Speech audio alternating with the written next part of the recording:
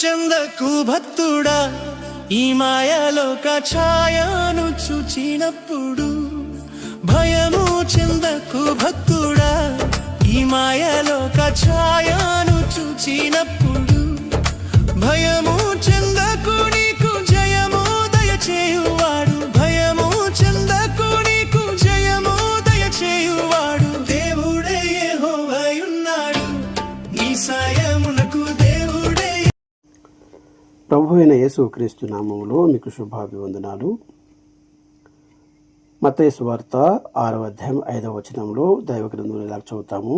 మరియు మీరు ప్రార్థన చేయనప్పుడు వేషధారుల వలె ఉండవద్దు, మనుషులకు కనబడవలని సమాజ మందిరములలోనూ వీధుల మూలలలోనూ నిలిచి ప్రార్థన చేయుట వారికి ఇష్టము. వారు తమ ఫలము పొంది ఉన్నారని నిశ్చయంగా మీతో చెప్పుచున్నాను. ప్రభువు ఇలా సెలవిస్తున్నాడు. మనం ప్రార్థన చేసేటప్పుడు వేషధారుల వలె మనం ఉండకూడదు. వారు మనుషులకు కనబడవాలని బహిరంగ స్థలాల్లో, సమాజ మందిరంలోనూ వీధుల మూలల్లోనూ నిలిచి ప్రార్థన చేయడం వారికి ఇష్టం. అయితే మనం రహస్యం ముందున్న మన తండ్రికి కనబడవాలని మనం ప్రార్థన చేయాలి. మనుషులకు కనబడవాలని కాదు. మనము ఎవరి సంతోషపెట్టడానికి ప్రార్థన చేయాలి అంటే పరలోకమందున్న తండ్రిని, దేవుని సంతోషపెట్టుకు మనం ప్రార్థన చేయాలి. అపోస్తలుడైన పౌలు చెప్పాడు, నేను మనుషులను సంతోషపెట్టువాడినైతే ఎప్పటికీ దేవుని దాసుడను కాను. మనం మనుషులను సంతోషపెట్ట ప్రయత్నం చేయకూడదు. దేవుని సంతోషపెట్టడానికి మనం ప్రయత్నించాలి. మనుషులు కనబడవాలని మనం ఏ పనియో చేయకూడదు. మనం ఏం చేసినను ప్రభు కొరకు చేయాలి. జీవించే వారికి మీదట ప్రభు తమ కొరకు కాక ప్రభు కొరకే జీవించాలి.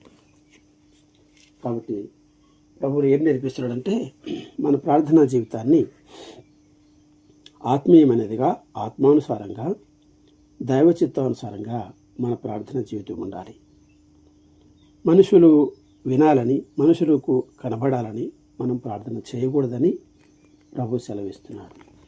కాబట్టి మన ఉద్దేశం ప్రభువుని సంతోషపెట్టుట.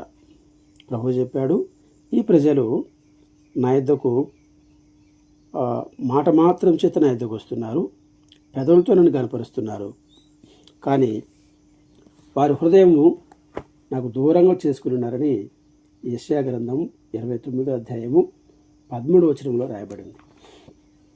కాబట్టి మన హృదయము ప్రభువుకు దూరంగా ఉంచి మనం ఏ ప్రార్థన చేసినా, మనుషుల పద్ధతులు అవలంబించిన ప్రభువు సంతోషించడు. కాబట్టి మన ప్రార్థన, మన హృదయం ప్రభువుకు ఆనుకొని